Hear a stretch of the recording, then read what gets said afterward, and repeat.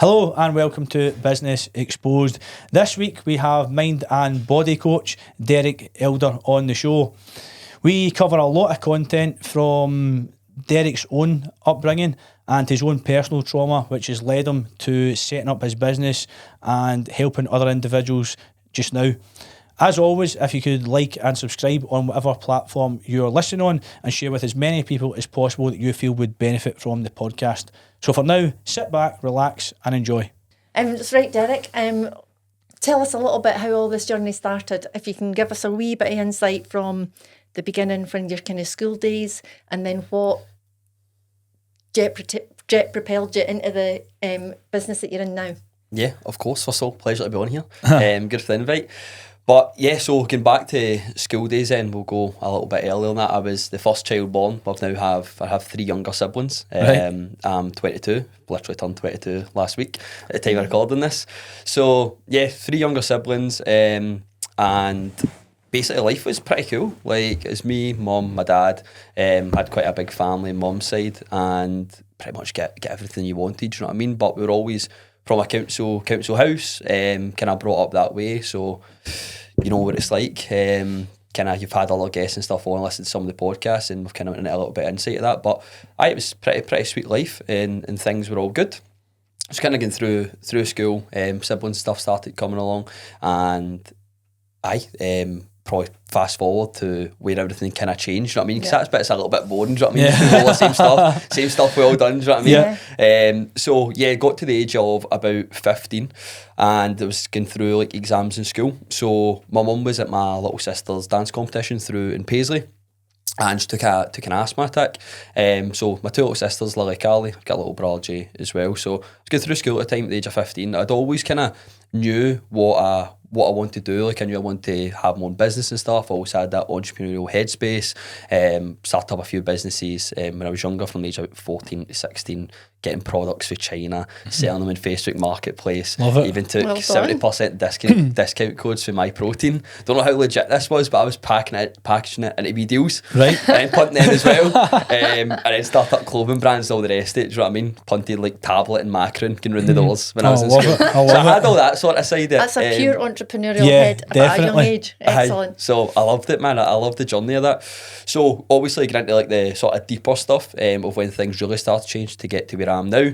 Age of 15, things really changed. So mum had an asthma attack in my little sister's dance competition through in Paisley, and from there she was put into a coma and took to Paisley Hospital. At that point we were told we were going to lose her, there was nothing they could do for her, and a doctor walked past the room that there's one more thing we can do. We can send her down to Leicester on the emergency sort of plane, and we can do ECMO therapy, which is like lung dialysis. And so they done that. She spent the week in Leicester, and from there she ended up paralysed from the neck down at first. So completely paralysed, and she was like, I can't feel my legs. And they're basically meant to do a test. It's like a hammer test to check your reflexes and stuff. And they basically said it was down to having too much morphine, and she was basically in her head, do you know what I mean? Because she was hallucinating and stuff at this point. And it actually turned out that it was blood thinners that led to her spine that caused the paralysis. So she must have been 34 there. I think she had her 34th birthday while she was there around about that time. And she finally got like her feeling back in her arms and all that. But ever since then, she was paralysed for the chest down.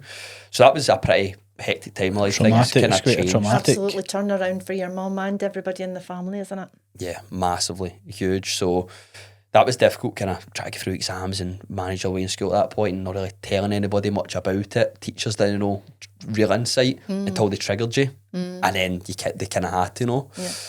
So that was a little bit crazy, and 2 years after that, she was up in Glasgow Spinal Unit and for rehabilitation and stuff. So I spent a couple of years in the hospital. We were going up every single day after school to see her, and life was just crazy. Like, my siblings were really young at that point, do you know what I mean? Trying to have any normality when all that's going on is just like, it's just unachievable.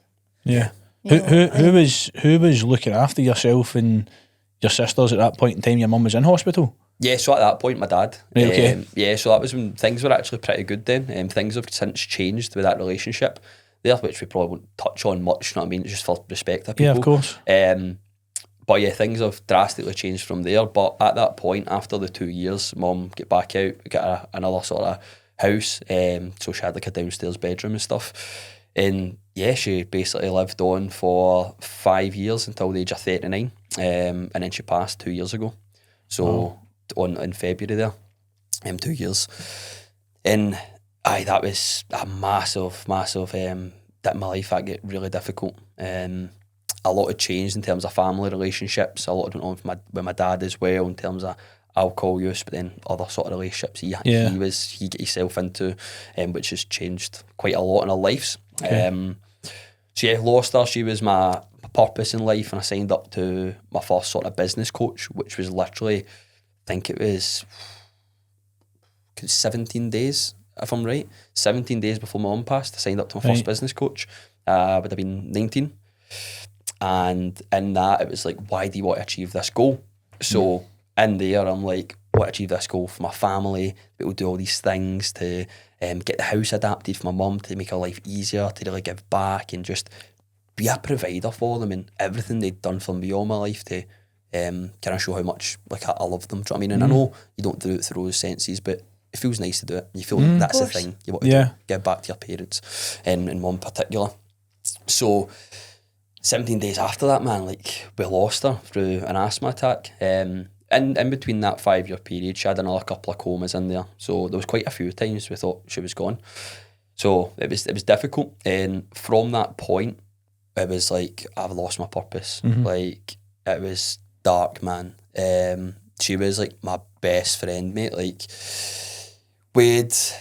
she could finish my sentence as I was speaking. Do you know what I mean? Yeah. Like, and we had this headspace. A real connection. Yeah. 100% connection. That was it. It was so powerful. Because she was in the house. You know what I mean? Like, didn't really leave the house much, and I was there because I was still kind of young. So sat at the bottom of my bed every morning, sat and had a cup of tea and stuff together, and just spoke for hours on end before I even started my day. So losing that was always difficult, and then just always kind of having her there. And as I said, man, she was my best friend. So that was a big turning point in the sense that I lost my purpose. And if you've been at that point in your life, which I'm sure you have had through experience, you always get that place where you kind of just lose a bit of yourself. Yeah. And you're like, how did I go on here? Like, why am I here? What am I doing all this for? What is the point in showing up again? And because you'd lost all of that. So that was hard. I think you're having to dig deep to try and find the courage to keep going on, and the energy to keep going on, because that must have been like a really draining time for you, mentally and physically. Yeah, 100%. Yeah, definitely. I think as well, if you were 17 days into your Mentorship. your mentorship with your life coach, I'd imagine that must have been quite difficult as well, because in my experience, when you're working with these sort of people, it's great, but see if in the middle of that journey you do have some sort of traumatic experience, it's very hard to deal with, because on one hand you've got the life coach who's really, really trying to draw out every bit of positivity to you and really drive you on, etc. But by the same point, you're just a human being and you're still trying to deal with that trauma, and it's actually very difficult to deal with the trauma and kind of get the life coaching at the very same time. That's a very difficult place to be. Yeah, it was difficult, and it was more difficult from the standpoint as well that every resource that was going out and everything I was working on, I was sending over my mum on WhatsApp, or I was sitting down and going, look at all this stuff, this is so cool, like but I'm going to make this much money, and at that point, do you know what I mean, you're young, that's how you see things as well. So to obviously give us a better life, so that was hard. One of the hardest things about losing her that morning was the night before. So I never stayed out the house for, like, my dad wasn't there that night, and I never leave her. She was in the house herself. She wasn't feeling too great. She had my wee sisters, my little brother there, and I was like, I'm going to go and stay at my missus' house tonight. So I was going to go and stay at Lauren's house, and I went. And that night I went and said, Mum, will I lock the door? She was like, no, don't lock it, just in case anybody needs in and stuff. So on I went. She was like, that's cool. And I get a phone call at 4:30 in the morning from my little sister. And it was like, Mum's having an asthma attack, you need to get down here quick. It's February. So I go outside, my windows are covered in ice of the car, it's snowing, like, it is horrible, the worst day you can imagine. It's pitch black. So I'm like trying to scrape my car windows, just throwing on clothes and stuff. And it's like about a 5-minute drive from my house to my missus' house.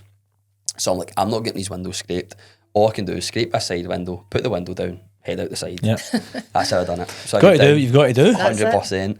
So I got down, and as I got to the house, there was like a trauma team, there was an ambulance. I'd parked the car up, engine still running, jumped over the fence, ran in, and I missed her like by probably minutes, you know what I mean? So they done CPR in the house for like a good few hours. And my little sisters and little brother said, Mum, we're going to be okay. And like, I'd always said, yeah, because she fought through it like so many times and get out the other side, but this time was different. And couldn't give an answer. And then you hear them say, right, last shot of adrenaline. And when they said that, like, I can't even put it into words. It felt as if he lost everything at that point in time. So traumatic morning. And thereon, it was just a little bit crazy, man. So I think that still kind of lives with me in a sense where like I should have been there that night. So that can be difficult. Yeah. Sorry, I've got actual goose. So they are. I'm not going to lie. I could feel my eyes actually welling up there when you were Yeah, telling I me. don't like, but this as well. Like, we're seeing him telling the story. It was obviously when it was fresh, you can't really tell a story. Yeah. But I always felt to see people that you don't have such a close relationship with, and I said this to yourself, Lynn, when we get that call. So you can say so much more about it. You can open up. Yeah, 'cause absolutely. people Because listen. there's not that people do engage, I think, more and want to understand and try and fathom what it is you've gone through. We've had a conversation on the phone, and Derek knows our circumstances with the girls and things like that. And talking to your own family's like really hard. So that brings us on to kind of how you're a mental health advocate now. Yeah. Do you think that was born out of the traumatic experience that you've had, Derek, or what spurred you on to go down that road? Yeah, definitely. And one of the big things from that as well, and I tell this story, it's not for pity, it's No. for other people who have maybe experienced similar. Yeah. And one thing I always say before I go on any further is like, what you've been through in life, you can't compare it, because if that's the worst you've dealt with or the worst you've seen or experienced, it's all you know. So I always say the thing, I've probably said it in podcasts before, but if you stub your toe and that is the worst thing that's happened in your life, it's life ending, man. Like, you know what I mean? So that's difficult That's real to pain. deal with, especially if you're not having a great day. So the mental health advocate things kind of come in from that point of, we did have a support system around us in terms of family. Obviously lost a bit the relationship with my dad through different issues that we won't speak about. But it's a loneliness and it's isolation and not having that outlet. And as you're getting older as well, I was at the age of 19, I'm now turned 22, so it's not the same as being a kid and having your aunties or uncles, your grandparents or something to go and speak to. So it is kind of like me, and if I'm my missus, but with that as well, like when it's your partner, you don't say certain stuff, like keep it to yourself. It's difficult to speak about. And with Lauren, her automatic instinct is like to try and come cuddle you or something. And it's like, give me space. Like, you like to just sit, don't you? And try and cope with it. So, and I think with guys as well, which is a bad thing, is that they've got this preconceived idea that they've got to be the strong one and they've got to be looking like they're coping and everything's going to be fine. When in actual fact, inside you're kind of crumbling a little bit and struggling to keep everything together.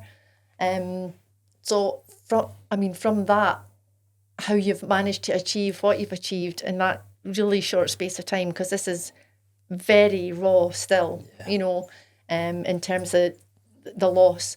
I just think it's phenomenal. no, thank you. And just to get back to the point, like the guys that we now kind of help, I've got a men's mental health organisation, Beyond Brotherhood, and we bring guys together for monthly experiences. And the reason we do experiences is because a lot of the guys, like I'm good at being vulnerable on social media now about my story and here, but a lot of people, when they hear a mental health meeting or they hear mental health group, it's like, fuck, I'm going to be sat in a chair and be asked, what happened to you? How can we help you? Yeah. And with us, we like to take away that pressure. So we'll run a monthly experience where it's a hill walk, a walk and talk, a coffee meet up, yoga, breath work, a session in the gym. And we've actually got paintball coming up next month. But what we find is with the guys who go, they tend to find their groups of people or someone that they can relate to. So Really example, resonate with, yeah. exactly. A couple of guys that have been in the military, I was like, oh my God, I didn't know that. And we've been through that similar experience. And then they connect, and we're not asking them to share their story, but they're getting in amongst a brotherhood where we can help support them in that way. So the mental health thing is obviously huge. And a thing obviously plays in the back of my mind with this as well, is the guys I'm helping are sometimes guys like my dad. Right. And you're like, but you couldn't, because it's do you understand the point? It's difficult. It runs too deep with you, with that connection with your dad, probably. Whereas, although there's similarities, it's different because it's not somebody that you've lived with and seen what maybe their bad actions, you know, and you've not really, you don't have to forgive them for it. Whereas when it's your dad, that connection's just too close, I think. Yeah. Yeah, so I think it is when it is a closer connection.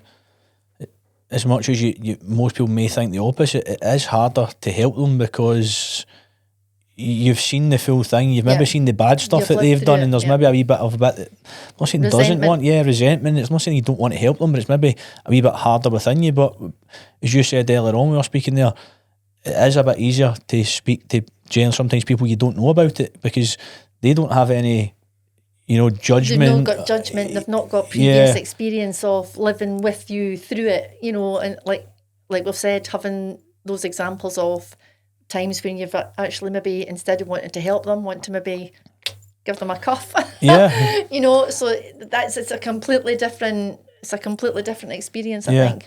The thing is, for the reasons you're doing it, but you're also obviously running a business as well. I would imagine, I don't know how you find it, but I certainly find it, your support, you know, when you're trying to run your own business, is very, very similar, because I find that the people closest to you are not actually your biggest supporters. Because they don't actually get it, I think. Yeah. Most of it, because they're not as deeply involved, are they? Yeah. As you. Aye, and I think there is a definite element of a sense of protection. They don't want to see you risk it all and lose it all, so there is from there. But the people who you think would be the ones that would share all your social media posts, the closest family, the closest friends, don't. And and complete strangers that you've never met will send you so really nice messages, share all your stuff, support you, and you don't even know them. Mm-hmm. Yeah. It's really strange. Really strange. And if you're saying it's true, it's definitely not just happening to me. That's good. It's made us feel better already. It's not just my friends and family that don't like me then. But I'm sure you must see that as well in business, as well as, you know, from the guys that you're bringing in from a mental health point of view, of where they feel comfortable to talk. 100%, and it is because like you can understand their struggles as well and have that relatability, and that's why I am so big on business mentorship or like coaching spaces, because you do find a group of people who can share that with you and you can speak to them about and similar struggles going through. Like for now in business, it's been hard. Like things have changed lately. Skepticism is really high, and it's been a lot harder, especially in the coaching game. So it's almost like a red ocean, man. It's strange, but we'll get out the other side of it, and things just, you need to pivot. Like you spoke on a podcast, one that I listened to, one of yours, and you're speaking about that pivot in business and when that happens, and that's probably a point that I've just went through recently with my coaching business, which is Crew Coaching, and we basically help people working with like executives, business owners, high performers, to get them physically fit, but also focusing on like their mental edge and their energy and their execution of things. So the three pillars that we kind of work with is energy, edge, and execution. So how you feel, how you think, and how you lead, how you act. Yep. And that's kind of what we're doing now. So that was a big shift for us, because who we were working with, we still work with, of course. We've got our clients to a point of like the general population who we're working with, who lost belief in themselves, and our whole motto is going from can't to can. So the people we're working with now, we've got them to a point where they are that people who we coach. Right. So now bringing people in from Gen Pop who don't have that experience now doesn't align with who we're wanting to work with. So we've kind of made that pivot in a sense of who I work with, and also through my growth as well. You can outgrow your market in certain times, and we've made that big change lately. So through physical fitness, now we've got elite performance systems, and just really working on that high performance aspect of things. But what we find with a lot of business owners is obviously the person I was when I was like thinking as a sense of life, like to get the money and the cars and the house, and I love those things. I love cars and all that sort of materialistic stuff, but it's not the whole point. But a lot of people create this life and business where they've got all those things, they've grew the business, they're leading people, but they don't know how to lead themselves. And they've got a family who's relying on them, but their health is absolutely shattered. And they've got the skill in business to do all these things, but they don't have it in their personal life. Yeah. And now it's like the can thing for them would be that they actually can have that marrying in and can have the health and the fitness and the longevity of their life for their family and for their kids, along with still having a successful business. Yeah. And they're not showing up for themselves. Yeah, I think that's so important, and it's so important within the world of the network that the clients you're dealing with, because when you look at, I mean, let's be honest, there's a lot of people moving out of the high performance corporate jobs because of the negative impact. They're realising now the negative impact it has in and the it has pressure in their that they life. can't sustain, over long periods. Aye, I mean the jobs, we talk about this all the time, but the jobs that the schooling system tells you are the jobs that you want is like the high performing corporate jobs generally. Those are the jobs that involve never seeing your family, staying in hotels, eating shite hotel food every single night, right? Being under excessive pressure for long periods. Exactly, laptop on all during the night. Yeah. Therefore your sleep's disturbed, your physical fitness is disturbed, but that's the job that you're almost trained to from a young age, or that's the ones that you want. And what sort of lifestyle does that bring you? It may be bringing in a good paycheck month to month, but go back to what's it costing you health wise? Yeah, go back to, I think those people have lost their why and their purpose. What is it they're actually doing it for? Yes, and the why is so important. And as you were saying there, like with that, I've actually forgot what I was going to say. We do it all the time. Every day we do it. An absolute belter that statement there, man. It's always the one that's the belter is the one that you forget. You just said an extra word that I just threw you right off. That was a word too much. But with obviously the school thing as well, that's something that I was chatting to someone about recently, and how the school system is a mess. Like, I don't necessarily agree with the school system. I don't feel it sets you up for actual it's just life. out of date, isn't it, really, basically? It's majorly out of date. But that was the point. So from a fulfillment point, that was just to kind of fill that gap there. So with these business owners and stuff, like, it's from a fulfillment point of view. So they're doing this job and they'll get all that external success, but how can they be fulfilled if their values don't actually align with the things they're doing? If you were to ask anyone what their values are, they're guaranteed that they'll probably have health and family in there, right? And you go, right, values are health and family. You don't sit down and have a meal with your family tonight. You don't do fuck all with them at the weekends. You barely see them. And when was the last time you ate something that wasn't a chippy or a Chinese? Yeah. You know what I mean? And it's like that. So where did the value go? Yeah. That's not your values then. And it's like, no, but I do value that. And they'll make their point that they value it. They'll go, but I just bought my kid a PlayStation. Do you know what I mean? It's like, it's not really the point. It's your presence that matters. Yeah. Absolutely. And I think that's where a lot of families lose their way a little bit. And it's easy done because you just get swept along with that ocean of wave of this is the treadmill that I'm on. I just need to keep it going, and you think that everybody's happy. But my mum and dad always said a statement is that the family that eat together stay together. Yeah. And it's something that we've not been able to do recently because I've sold my dining room table. Actually, you need a coach. Just need to sit on the floor together. All the kids scarper off to their own rooms with their plates, and I hate that. I absolutely hate it. But I do think it's important because that is one time where you are all together and you're sitting talking about your day, the good bits, the bad bits, the funny bits, the sad bits, whatever, the bits that have annoyed you. And that's, I think, is where you actually get to the actual real connection with your family. Not the we've hardly seen you for a month, but then let's go to the cinema for 2 hours, which again you're not sitting talking to them because you're all watching a movie. You drive home, go to your bed, and that was our family day out. Great. It's like a box that's been ticked rather than actually the presence. Exactly. And I don't say that from a place of like, I had that life where we all sat down at the dinner table and done those things. The reason I say it is because we didn't. And I know how much it would have been valued. So we didn't. We made your dinner. Right, there's your dinner out. Do you know what I mean? Go on up to your room and they'll just get out of face. Do you know what I mean? These are chaotic, but just having that peace and presence. And it rung a bell with me is when I have a client and she's in her 40s, And that's something that she always does. She said her dad drilled into her, like we all sit at the dinner table with no phones, we have our presents. Yeah. And she said it's something she's loved all her life, and she'll ensure that her family do the same. Yeah. And they do always sit down at night at the same time and have their dinner. Yep. So And we it's like, started like that, and then I Yeah. sold that dining room table, and it all went to the rest of it. but it's all these simple things that we overlook and we try and make life complicated. I know. Yeah, I know. That's it. And it's actually, life could be a lot less complicated if we just actually sat and took stock of what it is we actually want, instead of trying to replace it with all the things that we think we want. You know, that, oh, if I get that great car, life will be great. Or, Yeah. you know, if we go on this one holiday, life will be great. Yeah.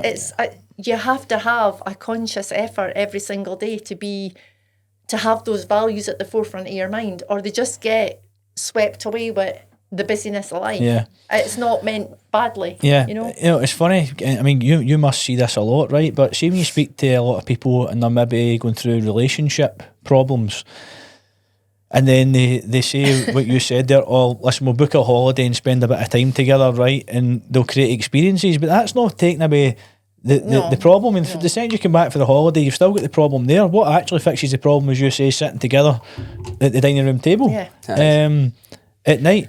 Talking about it. And, It's like you've you know, 358 other days out with that 7-day all-inclusive. Yes. You know what I mean? But they need You that could have holiday. fixed Yeah. You try and go and fix it in the sun. Yeah. Nobody's interested. It's ironic you say that, because when I met my partner, and then, you know, it's like, and you first meet and you discuss what is it you're looking to achieve in life and what is it you want, what is it you want. The thing she said to me is, listen, I'm not interested in anything materialistic. The only thing I want is, at the end of the day, as a family, to sit around the dining room table and have dinner together. That's it. Yeah. And that does make some difference to your life, as we've just definitely said. does. Listen, don't get me wrong, I love fast cars, I like the holidays, I like money. See, when you have money, I don't care what anyone says, a lot of your problems do go away, right? Because you know, a lot of people's problems generally stem from some form of financial pressure, you know, arguments in the household. Well, how are we not going on holiday? The next door neighbour's going on holiday. Well, we can't afford it, they can. Back to financial, right? You've got some sort of issue with your health, right? And NHS tells you, well, you're a year down the line, see if you've got money, you can go private, there's your health sorted. So the money, the pound notes on a big stack in front of you don't make you happy, but what it can do to improve your life, 100% can. It also takes away a lot of arguments in the household. 1,000,000%. That conversation is something that I get so passionate about. See, when someone with money says money doesn't make you happy, I go, fuck you. You know what I mean? Sorry for the language. Right? I don't know if it's an unfiltered podcast It's or not. unfiltered, so keep going. It's But unfiltered. honestly, like all my life, and getting back to obviously childhood, growing up, like when it came to like mum and dad bend over backwards, like mum would give us anything she wants. Probably tell my dad too much some things cost, right? Loans and catalogues and whatever it was she'd done to make it happen. And they went above and beyond. They spent too much money. But we were treated very, very well on those things. That's something I'll never take away. I'm not going to sit here and go, I was from an accountant's house and we grew up and we had fuck all money and we didn't do this and we didn't do that. It's not to pity me. Like we did, we got the nice things at Christmas. Didn't go without the things that other people in school were getting. But from that obviously came debt letters that get patched in the envelope. I got to a point where I go, Mum, you've got a letter. And she's like, what colour's the letter? And it's like, put that on the bin. Didn't even look at it, do you know what I mean? And then when Mum passed, like the first letters to come through the own stuff was like debt letters. Well, I should be glad, man, that one's getting put in the bin. So from that standpoint, like every argument in the house, well, between mum and dad, would the majority of the time been about a money or a lack of money, or something that maybe couldn't get paid, or something that like just loads of, because that causes stress. Just brings pressure. doesn't it? You've got the pressure, you've got the stress, you say things you don't mean to say, you don't show up the way you want to show up, and everything goes to shit, you make bad decisions. So that is, from that point of view as well, I'm like, money is definitely going to make your life easier, because if you had a shit ton of money and the same problems as someone else, the person with a shit ton of money is going to have less problems or less stress on them, because the person with the same problems, like for example, if person A, mum passes away, person B, mum passes away, and one of them has got a shit ton of money and the other one doesn't have, and they're having to go, fuck, that bill just bounced in my bank and mum just passed away 20 minutes ago. It's like, surely that's going to, at that point in time, has a pressure but cooker's still, much more on. but still more pressure, because how are you at, like, at that point in time, I'm having to take time off work, like, I'm not going to get paid, and you're dealing with all that stuff. The other person can sit and go, right, that's dealt with. We just need to really focus on looking after the family here, without the external noise. So it's obviously a lot harder, and that is why when people say the money doesn't make you that happy thing, it might not make you happy or fulfilled, and fulfillment from a place that they're not aligning with their values when they've got the money. Exactly. So just as was I going to say there, that you can have all the money in your world, but if you've lost your values, you're still unhappy at the end of the day, because there's something missing, that the money won't always fill that void. Yeah. You know. That's definitely the issue, as you said. When you see people who have money and they're the ones that are saying money doesn't bring you happiness, then it's that they've lost their purpose and their fulfillment. Because if you're in that position to have a lot of wealth and you're not happy, well, why? And it's usually a relationship thing as well that they've got going on there. So there's definitely things they can change. Yeah. I mean, some people, well, from a point of view, that'll be another probably conversation. Like some people can't change how much money they've got. In a sense, yes, you can, but it's also your capabilities, your physical capabilities, where you're at in your life mentally. I believe everybody can turn things around. Some people are simply don't have money, and they probably won't ever have money. And trying to get out of that is obviously a lot more difficult than someone that has it and just has to align with their values. Yeah.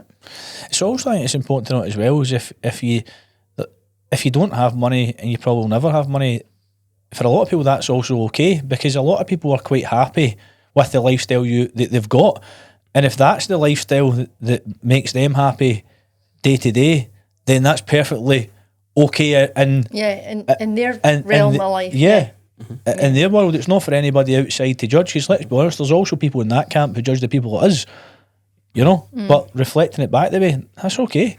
If you get out your bed every morning and you've got purpose, fulfillment, and happiness, that's also okay. Because I think there's a lot of pressure. Again, if we can touch on the social media, there's a lot of pressure on everybody that social media drives, and I think it also adds pressure onto those people who are not sort of high performers, because they're seen, let's be honest, 90% of a fake lifestyle. Even the ones with money are adding to it on social media. And it's a shame for the people that don't, because they're thinking, hold on, how have I not got that? You're actually just doing perfectly okay. And with as money grows as well, problems are going to grow. Like, things get harder. See, people who are set, they know what money they get in the door by whatever means, and they know they can pay for their kids' school lunch. They can get them the clothes they need, and their kids a whole purpose. They've kind of adjusted their lifestyle to suit their budget. So if you know what I mean, it's really simple. And then as they get older, and they're up, like even when they go into their 70s, 80s, they're retired. They've got their pension money there, and they're up early in the morning, go and get their paper for the shop, make a bit of toast. Nothing to worry about. Whereas just this overload of money for people as well isn't the life they want. So sometimes the simple life's the best life, and so many people love that. Exactly. Not everybody wants the entrepreneur's lifestyle. Sometimes I don't want it. Exactly. I know. We were talking about this the other day in the car, and sometimes, I mean, you'll be there yourself. I know every entrepreneur is like, it's like that. Up one day you're up, one day you're down, one day you're going, what am I doing? Why am I putting myself through this? I put myself through this hell. Why should I not just go and get a job, a normal job, which, as you said, I know exactly what's coming in, I know exactly what's going out, and things will be fine. I look at my missus sometimes, and I'm like, some days I'd switch places with you just for a few weeks, man. Just find my feet. And I'm terrible for try to create new stuff. I can get so distracted easily, and I get excited by other ideas and end up with all these business opportunities that ChatGPT have just spat out to me, and I'm like, I want them all. Do you know what I mean? So it can be so hard when you start creating new stuff. That's probably how Beyond Brotherhood came about as well. Like, fucking brilliant idea, let's do it. Let's do it. Start building it, and you're just and it absolutely moving parts. Absolutely is. I just wish that education would change that little bit so it kept up with what the world is like throwing out now. Kids don't know the value of money. They don't know what's ahead of them with mortgages, how they're going to pay for things. If they want all the good things in life, how are they going to pay for that? It can't steal everything that you want. But so I wish they would change that aspect of education, and the part where, how materialistic things, they've got to have the named gear on. Is it really important? Is it not important that you take care of your inside health first, and your mental health first, and then the rest of it, I think, kind of falls naturally into place. And then marry that up with the education of you know, this is what you'll need to survive when you're in the big bad world. So how are you going to do it? Yeah. And give them those lessons really early on that might actually make them, you know, tune in and go, well, I'm actually going to apply myself here, because it's not just as cushy as I thought it was going to be. Yeah. I mean, after fourth year. I know. I mean, listen, my son's in primary 1 and he's getting taught like it's 1990. So he's not even up to date with the real world just now. Yeah. And by the time he's out of education, it's going to be, you know. Well, he's only going to be in the year 2000. Exactly. Still out of date. He's going to be only 40 years behind then. You know, I mean, they're still in school, reading Biff and Chip. You know, that's what he gets back. It's still the same homework that I had in 1994. And they get to primary 4 and some of the kids still can't read or write. Yeah. You know what I mean? And there's no neurodiversity. It's literally the skills just failing them. Yeah. I went in to speak to a school for the young person's work day or something like that, whatever the name they called it. But I went in and I spoke to 2 primary 7 classes, and I went round the class and obviously told them a little bit me and what I do. But I was like, what do you want to be when you're older? What job do you want to have? And it was like brain surgeons and lawyers and all these fancy jobs, man. What school were you at? And then, I know. But then I went What's round. the one in Postle? Yeah. But then I went round the room and I went and said, see the question I just asked? I want you to clear your minds. I want to ask the same question again, but I want you to take it from a place of what makes you really, really happy. What do you love doing? And you think if not anything was possible, you'd choose that job. But then I had basketballers in the room, we then had game designers, then had people with their own business. So many of them wanted to be footballers, and it was like this limitations putting these kids, and also parental influence and school influence to go, we're going to create you as a 9-to-5 worker who goes and gets a salary and you get a job. Like you go on all the sites when you're in school, it's like My World of Work and all these types of things. You put in your skill set and it punches you out jobs and the salaries and what you'd be good at. But it doesn't tell you you'd be an absolute amazing business owner, that every single skill that you've just said you've got there and all your passions, and you could go and help someone who also loves that thing. It doesn't tell you that. It's like that's the best thing that's the thing they're best at. Everything it's spitting out as an employee. Aye. Yeah. It's like you go and fit into that job and learn that job instead of just you are create your own job that you love. Yeah. Exactly. I think the problem's definitely at a much higher level, because I mean, to be fair, the school that my children are at are very, very good, and some of the stuff they do, I mean, I'm blown away with, but it's at a local level, and that's the problem. The stuff that they're doing, they've got workshops to do exactly what we're doing, podcasts, right? How to teach you to do your own podcast, and they've got banking classes, they've got things that are really, really modern, AI, social media, right?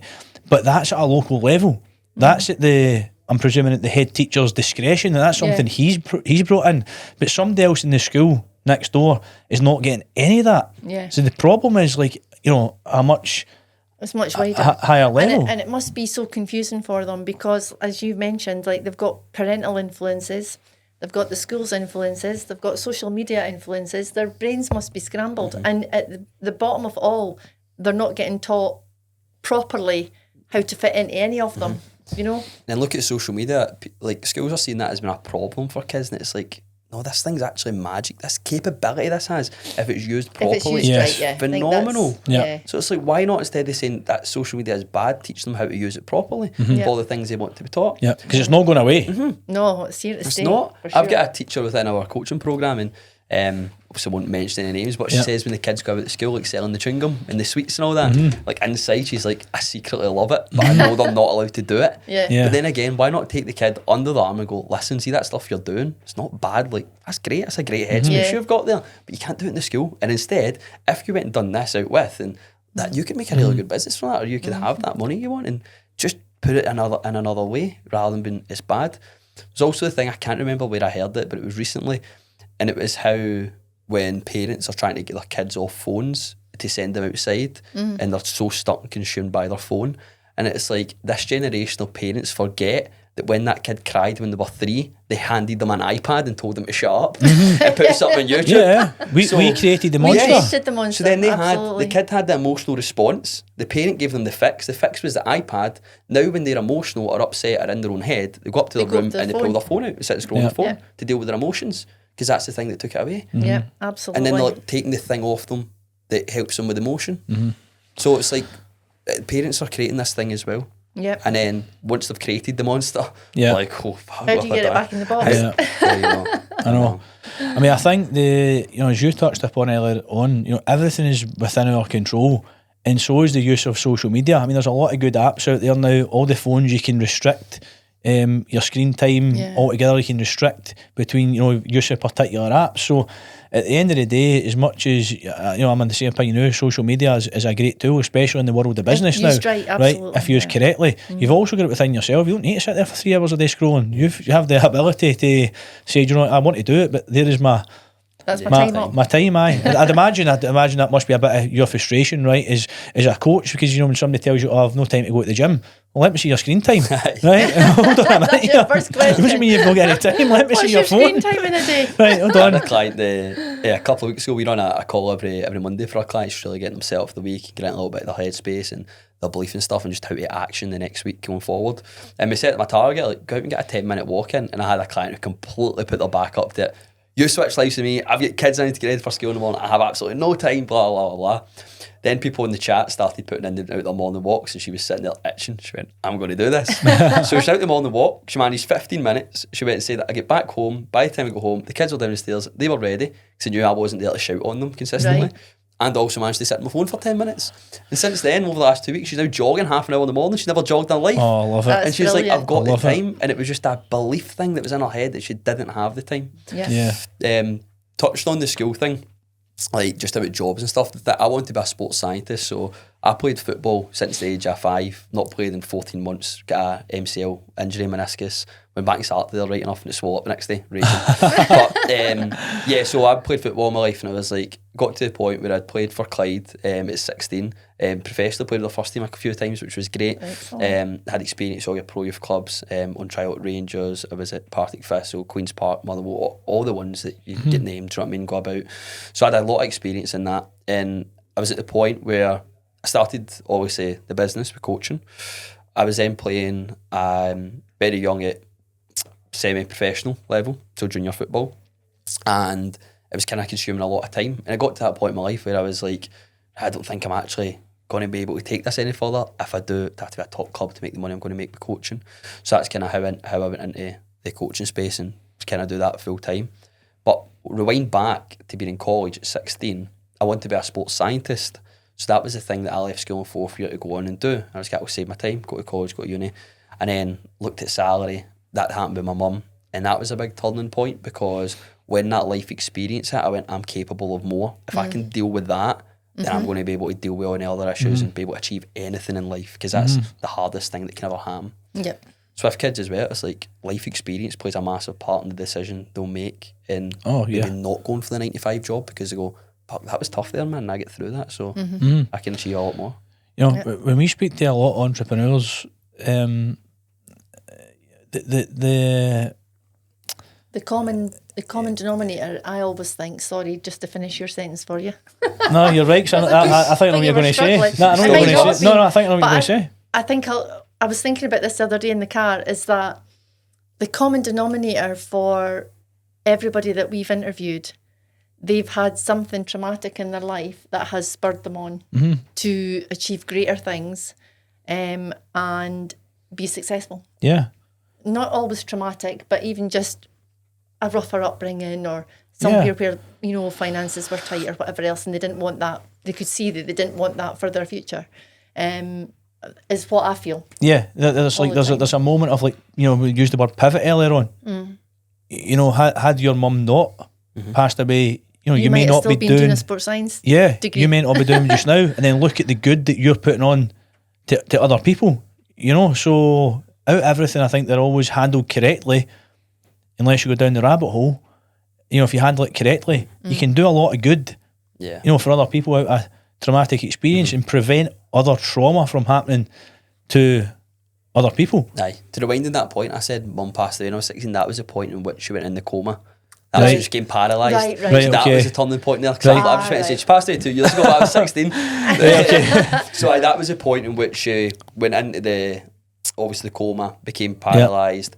And then that was also where I had to step up and be like that sort of father figure and more a role model for the siblings. So I took on a lot of responsibility at that time. So that was a big change there. But the thing is, for like a lot of people ask as well, it's like, right, if I've not had a traumatic experience in life, how can I have the thing that yous have got? And what would you say as the answer to that? I think, in my opinion, it goes back to what you kind of touched on at the start, right? I think whether trauma is the right word or not, but I'll use the word trauma. Everybody, I think, has their own version of trauma, and I think everything, you know, from what you've experienced, in my opinion, is like a high level of trauma. You know, what you've experienced is a high level of trauma. You know, I've never experienced anything, you know, like that. I have lost a few good friends to suicide. That would be, I would say, high level of trauma. Nothing that's indirect as sort of you directly as you guys have. But I think, go back to the analogy you used, when somebody's stubbed their toe, then if that's their version of trauma, then you know that, they're lucky. They're definitely lucky. But the thing is, how we all handle situations is completely different. Something that might be a real big deal to you might not be to me, and to vice versa on how we handle things. So, in my opinion, I think everybody's got something they're kind of some demon they're battling with, or whether you've grew up in, you know, we speak to a lot of people, and if they've grew up in a really poor household, or you know, a household like yourself, which sounded it was kind of middle of the way some way, or somebody, you know, a lot of people you speak to who have grew up in, like, with a silver spoon under their mouth, you know, they're experiencing trauma because they've kind of had everything. They don't know how to deal with things. They don't know how to stand up and, what real life is. You know, exactly, deal with real life. They don't know how to handle situations. They've always had somebody deal with situations, you know, for them. But that's not real life. Yeah. When you're thrown out into the big bad world, you need to make, you know, decisions. There's tough decisions to be made, Yeah. and you know, tough choices to be made. And I would never change my upbringing. I would never change anything that happened. No. I'd always loved my mum to be here, but at the same time, it's like I wouldn't change it for where things are now. Yeah. Like, it's obviously have her back any day, but even like the upbringing that we're speaking about, like even my little sister, I caught her saying, like, I can't remember what it was a while back. She was like, what if we were just born into money and we just had all this money? And I was like, but Lily, would you switch places for that? Would you wish to have been brought up in a life of money?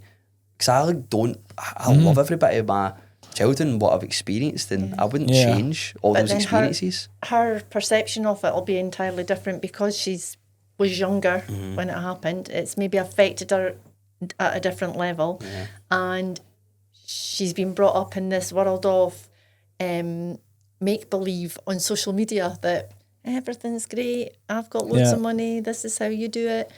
So it's just that everybody's perception's different. Yeah. You know? Yeah, I think it goes back to the point we were just kind of talking there, very, you know, it's the same that, you know, what's a big deal to one person isn't to another, and everybody's perception. I think that's as well. I think you always need to be, and I'd imagine this is probably kind of quite important thing for you, you know, as a coach, that that, you know, anybody we deal with, we were talking about yesterday, you know, if you go into the supermarket and how they conduct themselves, you don't know what they're going through. No, exactly. You really, really don't. I think it's so important to be overly cautious of how you conduct yourself, because you really, really don't know what somebody else is going through. Yeah, or what they're going home to at night, or, you know, it can be anything. And yes, we're in a world where people are more open to being vulnerable and have these conversations, but not everybody's at that stage.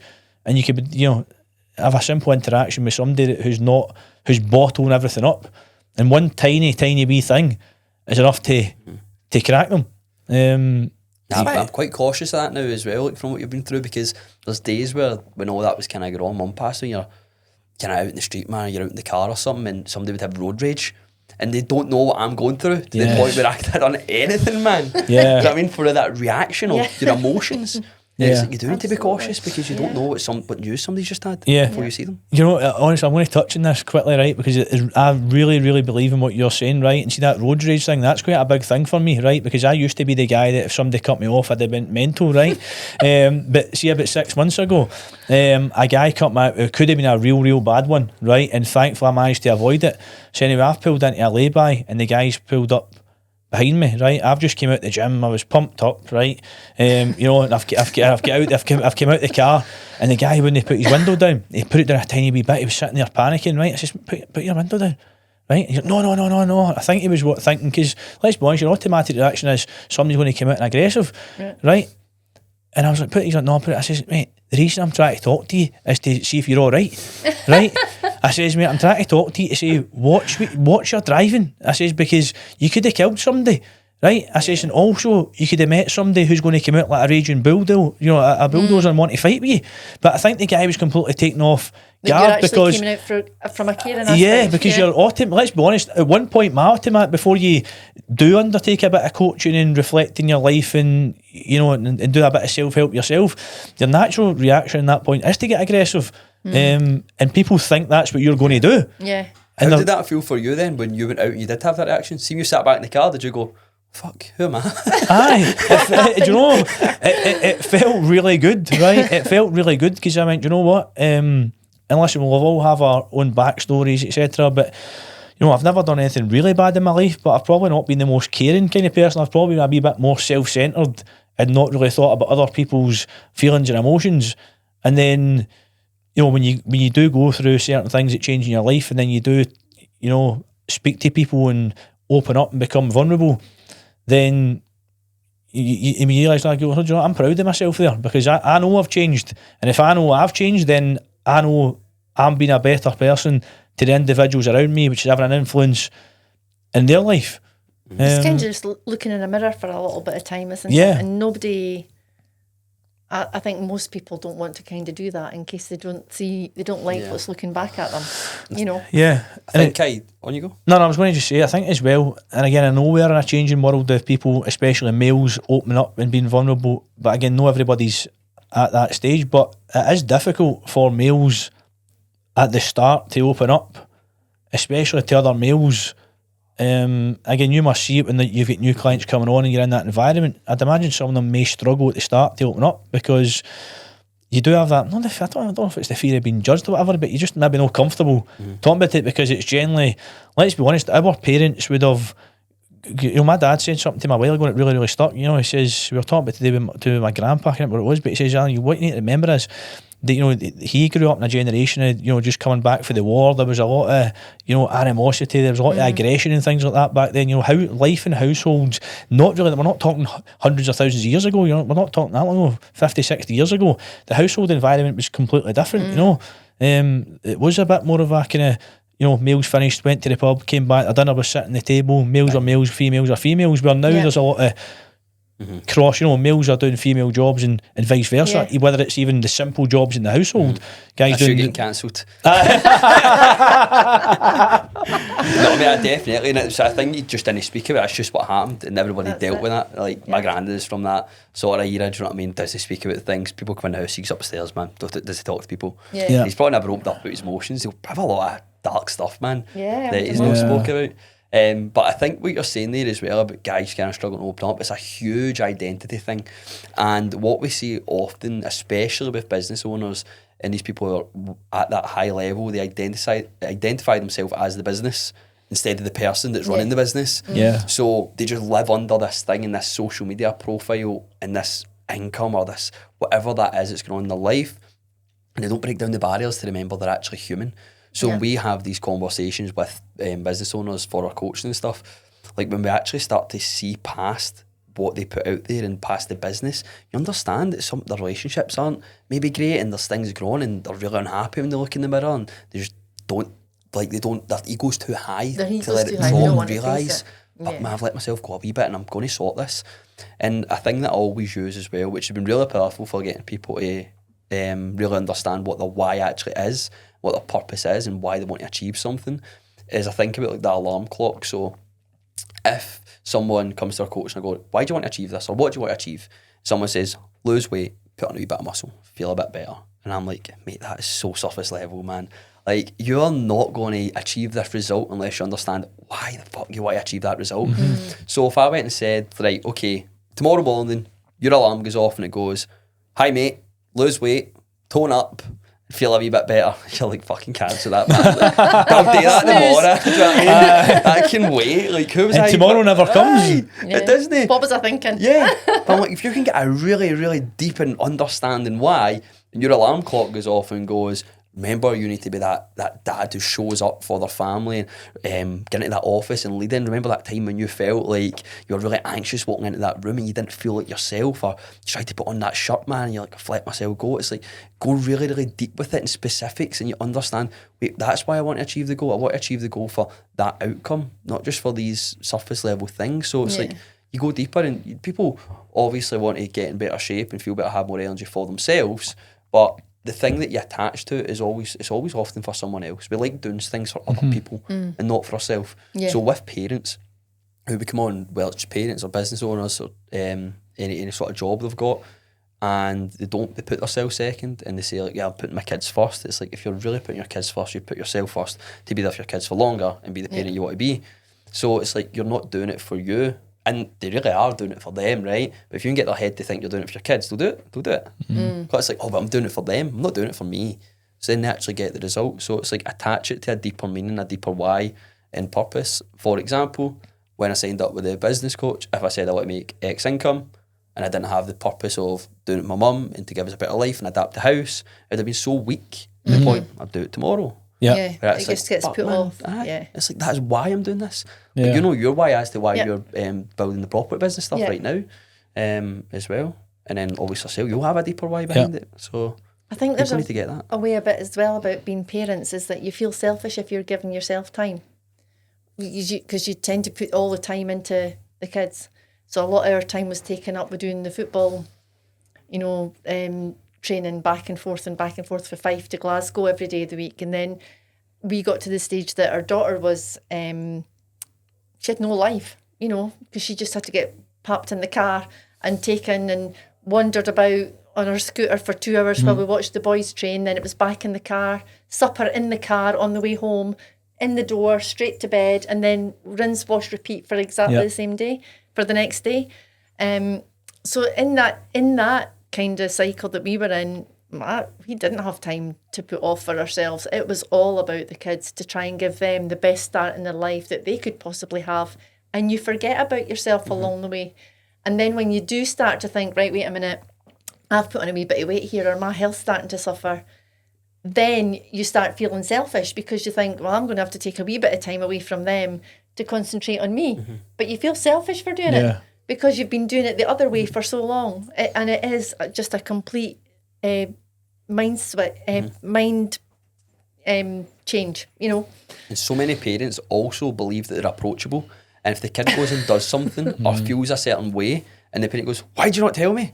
And it's like, right, wait a minute, let's rewind how you've been the last month. You've been depressed, you've barely moved, you've come in, you've been stressed out, you've been maybe arguing with dad, or something's been going on at work, work's been too stressful. You've been on the laptop until 10 o'clock at night. When was I meant to find you approachable to actually come and tell you this thing? So it's like they've not been present because they've completely missed the point. And parents get so frustrated at that. You've heard the circumstance, you've maybe been that person at some point in time. Why do you not just tell me? And it's like, fuck, I wasn't going to bother you. You know what I mean? That was more than my life was worth. You're exactly. All right. I'll sort it myself. I had an old boss of mine, and he said a phrase that's relative to you're saying about being present. He just said to me, he's like, you can be there or be there. Yeah. It's got two different meanings, isn't it? Same thing.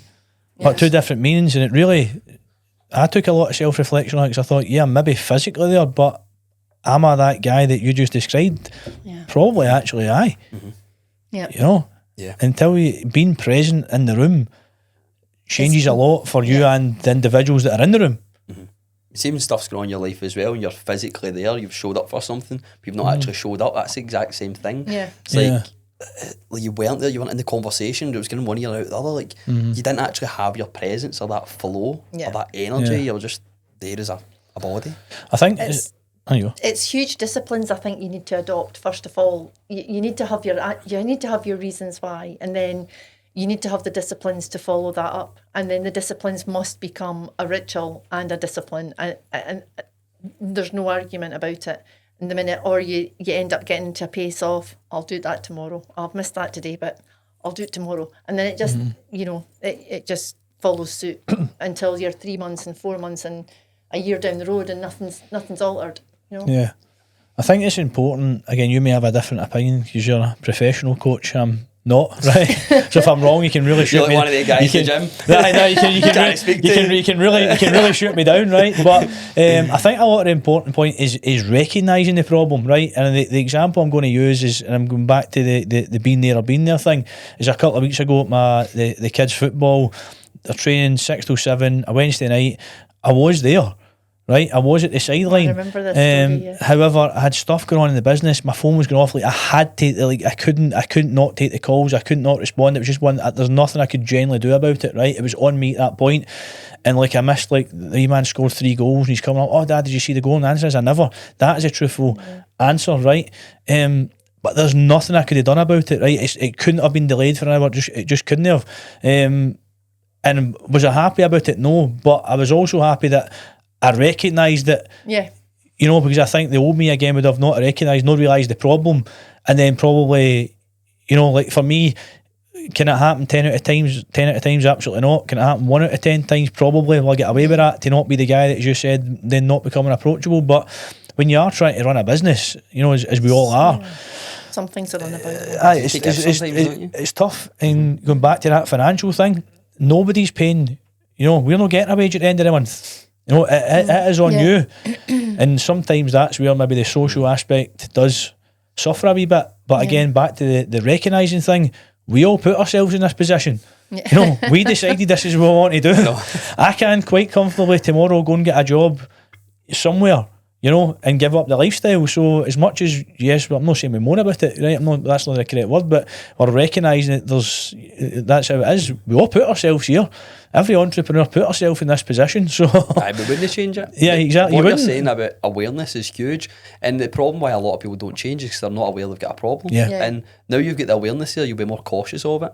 And like you're saying, like we wouldn't switch places. Like even a couple of weeks ago, like what was so fulfilling for me is my little sister was graduating, she had her prom and that, and I was actually able to go up to school during the day. Like if I imagine me trying to say to a boss, I had to take half an hour out to go and see my wee sister go to prom. Not allowed. And I seen a post on Facebook the other day, and it was like, we moan about being business owners, but imagine having to book out 15 minutes at the end of your day in 7 weeks' time on a Friday because your missus needs to get drove to the airport or something, and you're not allowed to leave for work. Like, imagine something like that.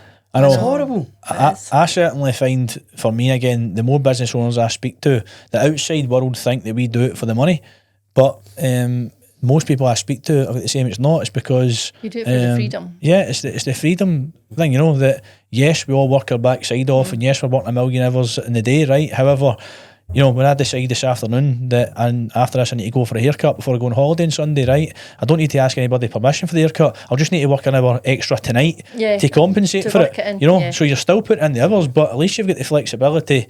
You know, every one of us had the freedom to be here or not be here today. It was our decision. Nobody's making us do it. And that, I think, is the real positive of working for yourself. Yes, we take all the financial stress. Yes, we take all the drama that comes with it. But having the freedom to decide that, do you want this life or not, is something that money cannot buy.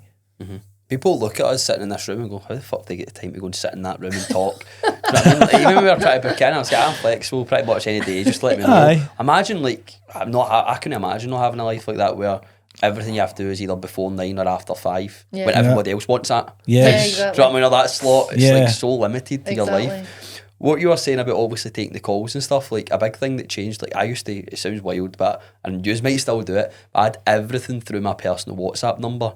Right. So like all my business coaching, everything, that was chaotic. And I just moved it into business WhatsApp and personal WhatsApp, which means I didn't have notifications on. I can choose when I go in. I can set times in my diary to go in and answer the messages and see the mental clarity and clutter that just I get rid of is so good. It's a good idea, actually, because you just think, I spend half my time chasing around LinkedIn for a message, Messenger for a message, WhatsApp, your SMS, your emails. I'm like, you've spent 3 hours easily chasing all those things up. You know, it's a lot of time out. If you go into WhatsApp to message a family member or get back to a message ping through and you see a client there, you're going to answer it as well. And then you're distracted and then your kid might try to talk to you. Not me personally, but that's kind of how it goes. So before you know it, you've been dragged into the meta hole and you're scrolling through Facebook and Instagram and the next thing you're on TikTok and you only went there to respond to a message. See the calls you have to take at your son's football though? Like, see if you accidentally missed them. How much a problem would it been when you answered them an hour later? Those ones, I'll be honest with you, were big problems, right? That was a big one, right? That was, but to be honest, but going back to the control thing, it is something I'm quite aware of that I never used to be. I would have took probably calls that weren't before. Where now, I'm quite aware of like what is a priority. And let's be honest, some problems just go away. They do. Some problems you don't really need to deal with them. They do go away. And you know, when I was in my previous job, and you know, I used to get guys coming to me all the time, you know, because you were just dealing with problems day in, day out. You know, can I help you? I will help you. Just a wee bit busy just now. It's not a problem to help you, but do me a favour, come back in half an hour and I'll help you. I'm telling you now, see you in half an hour. Most times you come back, right, can I help you now? Oh no, so I sorted it anyway. I never had time to wait half an hour, I sorted it. So most problems go away when you actually just need to make them go away, and other ones you just need to deal with. Go back to we made the decision to deal with, to put ourselves in this position. And that's what coaching is as well. It's not giving people answers or always being available, because then they never learn. And a lot of people coach by going, you pay me money, I tell you what to do, and you go away and do it. And it's like with clients, for us, it's like, of course we'll give them the strategy and the systems they need in the coaching, but asking questions. If you ask a question, they find the answer, and it's the answer that's more relevant to them, rather than my version of the answer they should have. So it's like being really good at communicating, really good at asking questions. And like you said, if I go into WhatsApp and there's like fucking 15, 20 WhatsApp sitting, and I put it away because I'm busy right now, and I go back to it 20 minutes later, you have a follow-up message going, oh, by the way, I managed to sort that, as you said. So it's like people, if you're available, they're always going to get you to do it. It's easy, isn't it? Yeah, it's easier option, isn't it? Just get somebody to do it. That's right. Asking questions is really, really important. I think that's a big thing. Can I ask you, Derek, where you're seeing your future going now? Because you're quite big on, is it NLP? Am I saying that right? Yeah. So I done my NLP practitioner training back last November. It's a process that you don't go for that whole week and then you leave and you're a neuro-linguistic programming practitioner. Just like that, it does, like, you learn a lot of the strategy and everything that comes with it. So it's basically like neuros, like the mind, programming is like reprogramming your thoughts and your belief patterns and the way in which you think. And it's super powerful. It's probably one of the most eye-opening experiences I've ever had. One of the best experiences, one of the deepest experiences I've had, and it was life-changing, genuinely life-changing. On that course, I cried 4 times within the 7 days, like proper hysterical tears, unlocked things you never knew were there. And we actually done one that was super powerful. And I always tell this story, people are probably bored of it.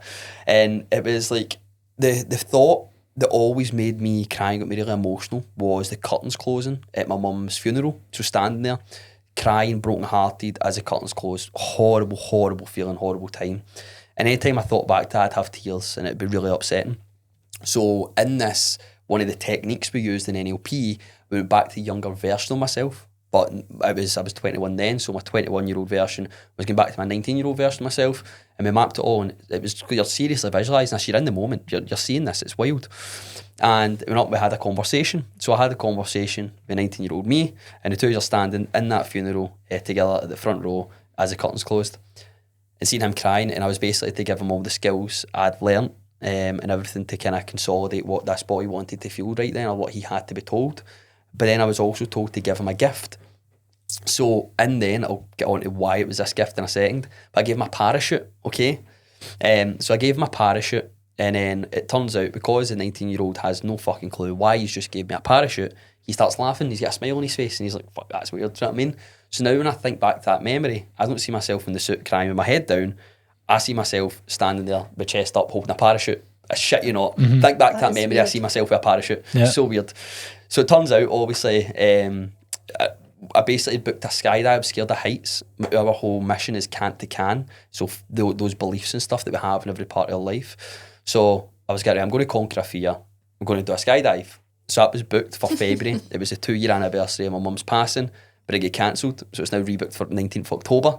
I was shitting myself, man. I get my hands actually get sweaty talking about it. So I booked a skydive, and the whole sort of purpose that is like, obviously, where I'm at now and all the life experience I've had, and for me to go and book a skydive and life be pretty cool. Obviously there's loads of chaos going on with family things that right now, of course, but for me to not have went the other direction of down the drinking route and just kind of losing the business, going to get a job and end up in the wrong situations, it shows that 19-year-old self to have hope that I'm okay, and I've went and booked a skydive for this purpose, and think about where you're going to be mentally to actually go and be able to do that after everything you've achieved. So that was something that I completely remapped in a memory from them.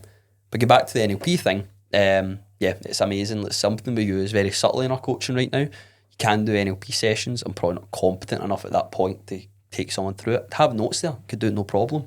We've really changed. There was a woman we were working with. And when she woke up, all she could see was a brick wall right in front of her. She couldn't get out of her bed. So we basically reframed that in a technique that we used to basically like take away that brick wall from her, so that when she woke up, she was actually happy and that was removed.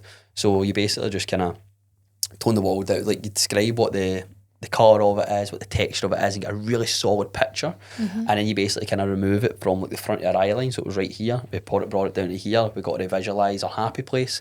It was on beside a pool. What could you smell? Smell of sun cream. What could you feel? You could feel the heat in my legs.